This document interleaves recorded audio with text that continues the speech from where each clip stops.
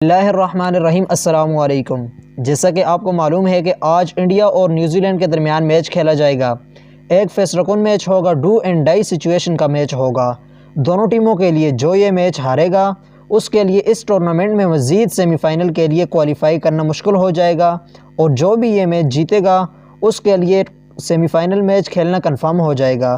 اور اس میچ کے اوپر کافی سارے اینالسٹ بات کر رہے ہیں، اور پاکستانی فینز آج نیوزی لینڈ کی جیت کی دعا کر رہے ہیں۔ لیکن یہاں پر بڑی ہی انٹرسٹنگ چیز دیکھنے کو ملی ہے۔